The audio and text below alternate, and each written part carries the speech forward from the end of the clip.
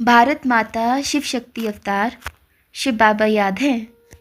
ओम पिताश्री ब्रह्मा बाबा की वाणी। आज है 15/8/2026। प्रातः क्लास। रिवाइज डेट है 18/7/2020। ओम नमः शिवाय। आज बाबा ने कहा, रहम दिल बच्चे। जी बाबा, आप ऐसे ज्ञान सूर्य बनो जो थक चुके हैं, उनके आगे आपकी एक उम्मीद की किरण जाग करके चमचमाए और उनको रास्ता दिखावे। आपकी मनसा में इतनी ताकत है कि एक जीते जागते इंसान को तैयार कर सकती है। ओम नमः शिवाय। किसके साथ हैं? बच्चों ने कहा, बाबा के साथ। पक्का ठप्पा लगाया है? तो फिर क्या कहेंगे? जो भी बाबा कहे। जी बाबा।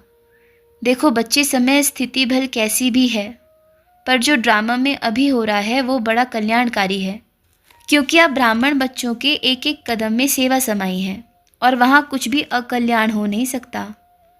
भल परिस्थिति कैसी भी है, पर सेवा रुकेगी थोड़ी। सेवा का रूप बड़ा बनना है, इसलिए कभी भी ये नहीं सोचना बाबा क्या हो रहा है। सदा ये सोचना बाबा आप हैं ना, अपन को कोई फिक्र नहीं, जो हो रहा है बड़ा अच्छा हो रहा है। सदा ऐसे सोचना, मेरा बाबा मेरे साथ है। फ़िक्र करने वाला जब मेरे साथ है तो मैं क्यों फ़िक्र करूं? तो मुझे क्या बनना है? बेफिक्र रहना है, उड़ते रहना है, चलने का समय खत्म।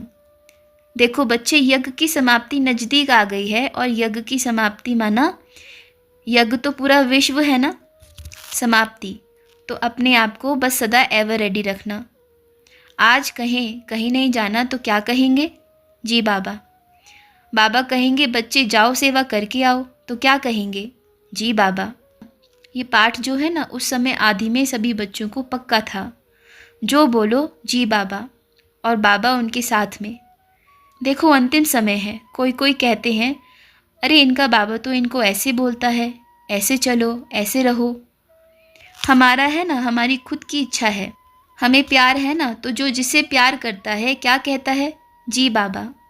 दुनिया में भी चले जाओ, क्या होता है? जिससे प्यार होता है उसकी कोई बात थोड़ी टालते हैं। अच्छा हो बुरा हो कुछ भी हो, दुनिया में भी बस जी हाँ जी। प्यार में मजबूरी से बाप को हाँ जी नहीं चाहिए, दिल से प्यार से, मजबूरी से नहीं।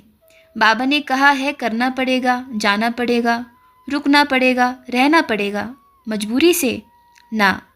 जहाँ दिल सच्ची है वहाँ सफलता बड़े रूप में होती है। प्यार किससे किया है? बाबा से किया। मजबूरी से? मजबूरी से थोड़ी प्यार किया है। मजबूरी से अपना कोई लेना देना नहीं, अपना रिश्तेदार थोड़ी है मजबूरी। मजबूरी से हम प्यार क्यों करेंगे? बहन थोड़ी लगती है, अपनी सखी थोड़ी लगती है जो प्यार करेंगे। प्यार किससे किया है? बाबा से। मजबूरी को गेट के बाहर खड़ा कर दो और कहो जाओ, अपन को नहीं चाहिए, क्योंकि अपन का और आपका कोई रिश्ता ही नहीं है, दूर दूर तक कोई रिश्तेदारी ही नहीं है। प्यार किससे किया? मेरे बाबा से, और दिल से किया। और जहाँ दिल का मामला है ना, वहाँ सब कुछ पीछे। पहले दिल बाद में सब कुछ। दुनिया में भी क्या करते हैं, जिससे दिल लगी बस निकल पड़े। चाहे खाना मिले ना मिले, चाहे पानी मिले या ना मिले, रहने के लिए घर मिले या ना मिले, पर दिल लगी मिले। और इधर बाबा से दिल लगी। बाबा कौन है? दिल वाला। छोटे दिल वाला नहीं, बड़े दिल वाला। और पूरे विश्व का क्या कहेंगे? बाबा के सामने विनाशी चीज़ों की कोई वैल्यू नहीं, कोई मोल नहीं। बाबा तो बड़े दिल वाला है। और देखो, बाप से दिल लगाया तो भूखे थोड़ी मरे। प्यार में न भूखे मरे न प्यासे। ऐसा नहीं कि सर पे छत नहीं है, सब है। देखो सोचो, दुनिया के प्यार में बर्बादी और बाप के प्यार में आबादी। देहधारी से दिल लगाया तो रोना पड़ेगा, और अपने प्यारे इतने मीठे बाबा से दिल लगाया तो हंसते रहेंगे, क्योंकि इतना मीठा है ना। वाह क्या बाबा है, इतना मीठा, इतना प्यारा, कभी नहीं मिलेगा। एक ही जन्म में मिलता है, अगले जन्म में मिलेगा नहीं। ऐसा है हमारा बाबा। तो दिल किससे लगाया? बाबा से। तो क्या कहेंगे? जी बाबा। जैसे बाप का वायदा है, बच्चों को भूखे रहने नहीं देगा। अगर छत नहीं है तो प्रकृति बन जाएगी, प्रकृति का आसन लगा देंगे। अब दुनिया में कौन लगाएगा बताओ? बोलते हैं किसी से विवाह भी कर लिया तो क्या, कितना कर सकता है?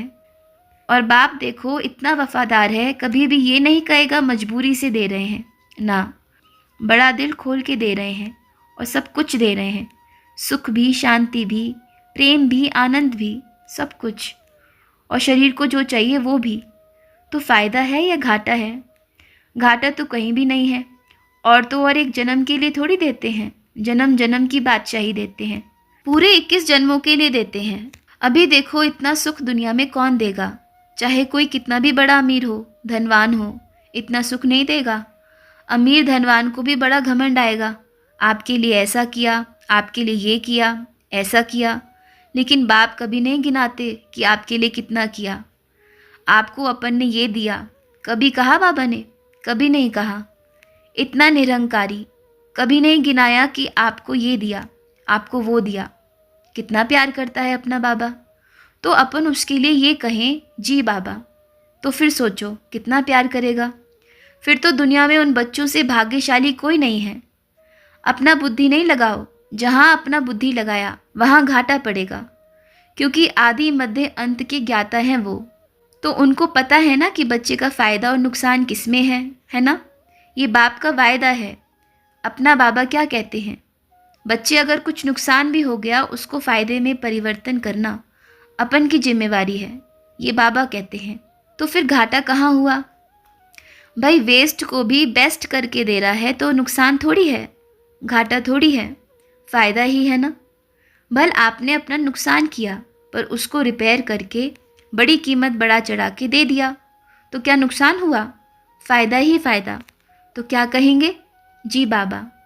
ये बाप का वायदा है, जहाँ भी रखेंगे वहाँ सदैव अपना बना के रखेंगे, ठीक है? बाप भूल नहीं सकता, पर बच्चे कभी कभी भूल जाते हैं।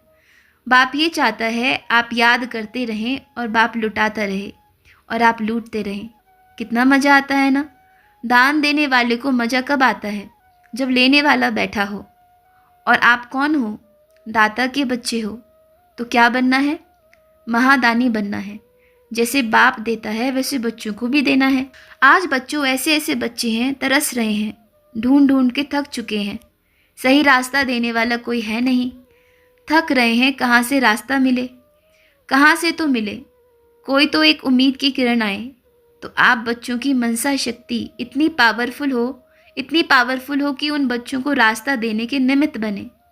मनसा पावरफुल, ऐसे ऐसे पावर निकल के जावे जो वो बच्चों के सारे दरवाजे खुल जावें। कोई देह अभिमान में आकर अपना दरवाज़ा अपने आप बंद करके बैठे हैं, खोल ही नहीं रहे हैं। लेकिन कोई बच्चे ऐसे भी हैं जो ढूंढ के थक चुके हैं, पर किरण नहीं पहुंच पा रही है। तो आप ऐसे ज्ञान सूर्य बनो जो थक चुके हैं, उनके आगे आपकी एक उम्मीद की किरण जा कर के चमचमाए और उनको रास्ता दिखावे। आपकी मनसा में इतनी ताकत है, आपकी मनसा एक जीते जागते इंसान को तैयार कर सकती है। तो रास्ता देना तो एक छोटी बात है। सतयुग में क्या होता है? मन में आया कि बच्चा पैदा करना है। अब इतना बड़ा चमत्कार इस पृथ्वी पे देखो, बिना विकार में जाए मन में आया बच्चा पैदा करना है तो हो गया। तो आपकी मनसा में कितनी ताकत होगी, सोच के देखो। अपनी ताकत को जागरूक करो, क्योंकि जितनी बच्चों में ताकत है ना, इतनी किसी और में नहीं है। और यथार्थ रीति है, अर्थ सहित है, ज्ञान सहित है, बल सहित है, याद सहित है। और जब दो पावर एक साथ मिलती है तो क्या नहीं हो सकता। अपनी मनसा की ताकत को ढूंढो, अपनी मनसा की ताकत को जागरूक करो। एकाग्रता की शक्ति से सारी ताकत एकदम अंदर आएगी। सारी ताकत का दरवाज़ा एक ही है, आपकी एकाग्रता। जहाँ बाप पे टिक गई वहाँ एक दरवाज़ा खुल गया, मेरा बाबा। किसी ने पूछा, बाबा एकाग्रता से ये सारी चीज़ें आने लगेंगी? बाबा ने कहा, योग में बैठकर बाप की याद रहे, एकाग्र होकर के बाप को याद करें बुद्धि में, तो एकाग्रता आएगी। और जब आपका दरवाज़ा खुलेगा तो बाबा की सारी शक्ति आपकी मनसा को पावरफुल कर देगी। आपकी मनसा पावरफुल होगी तो आपका वातावरण भी पावरफुल होगा। आप यहाँ बैठकर कहाँ विलायत में भी किसी को रास्ता दिखा सकते हो। ऐसी ताकत है, सोचो। मन की एकाग्रता, जहाँ बिंदु रूप में टिक गए वहाँ बिंदु से ताकत आना शुरू हो गई। बस इतना करना है। 10 मिनट तो छोड़ो, 5 मिनट की भी एकाग्रता सर्व शक्तियों को धारण करने में समर्थ है। 5 मिनट। कई बच्चे कहते हैं 4 घंटा बैठ के योग किया। नहीं किया। शरीर को बिठाया 4 घंटा और नुकसान किया 4 घंटा। आप कितनी स्थूल रूप से सेवा कर सकते थे। किसी ने पूछा, सिर्फ ओम ध्वनि से मनसा पावरफुल हो सकती है बाबा? बाबा ने कहा, बिल्कुल। आपकी एकाग्रता भी बढ़ेगी, मनसा भी पावरफुल होगी, ताकत भी मिलेगी। क्योंकि जैसे आप ओम करते हो तो सारी शक्तियाँ आना शुरू हो जाती हैं। गेट खुल जाता है, बाबा का आवाज़ पहुँच जाता है और बाबा परमधाम से लहराते हुए आपके पास आ जाता है। और फिर करते रहो ओम। वो परमात्मा से मुझ आत्मा में सारी शक्तियाँ आ रही हैं। बन गया ओम। ठीक है बच्चों, आधा घंटा करो, 15 मिनट भी करो, जब भी समय मिले करो, फिर देखो कमाल। बल कभी भी दिन में, रात में, कभी भी समय मिले शुरू हो जाओ। बड़ा अच्छा है। ओम में संकल्प करो, मैं आत्मा अपने प्यारे परमपिता परमात्मा को बुला रही हूँ।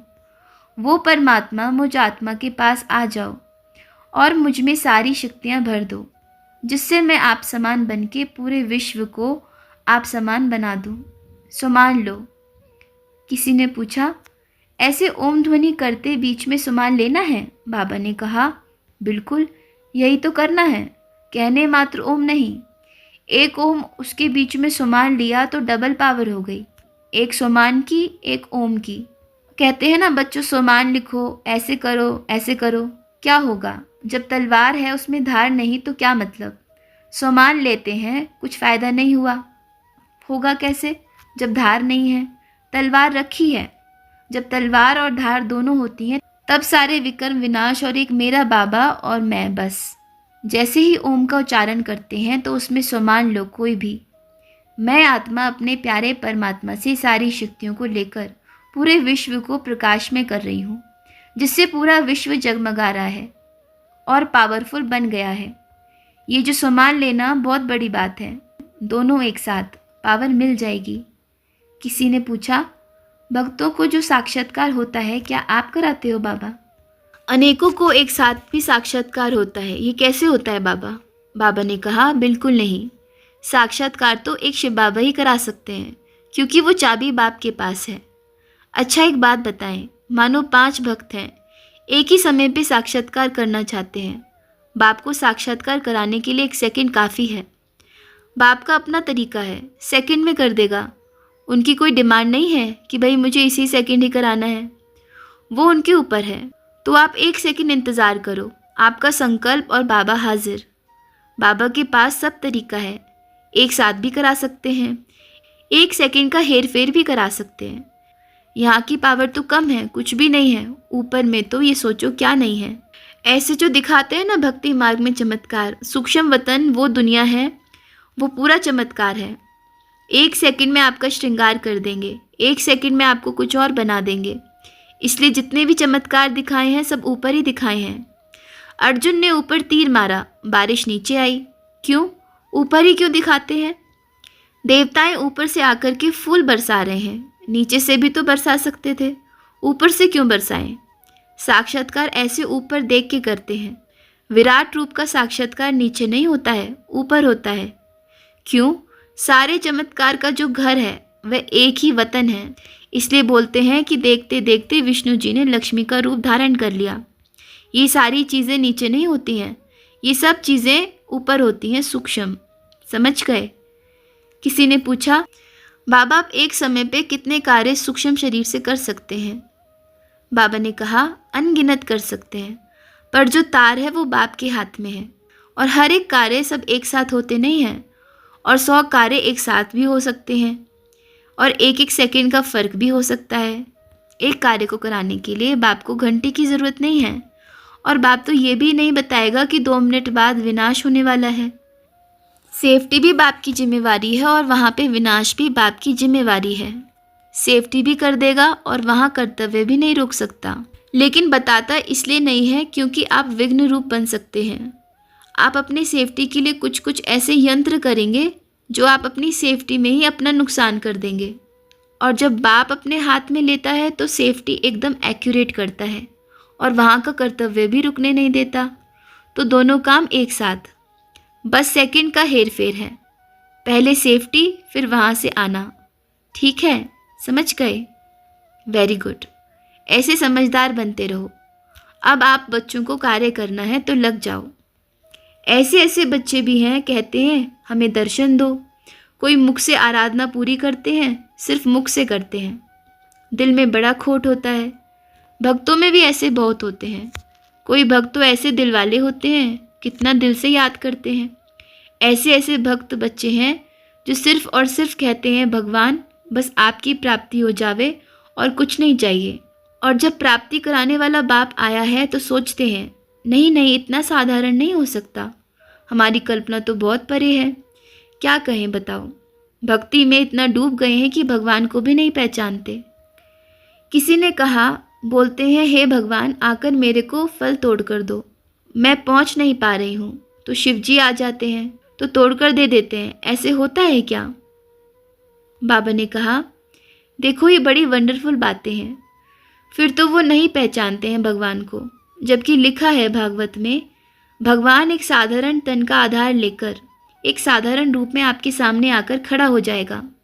लेकिन बच्चे नहीं पहचान पाते, क्योंकि दुनिया में बहुत भगवान हो चुके हैं।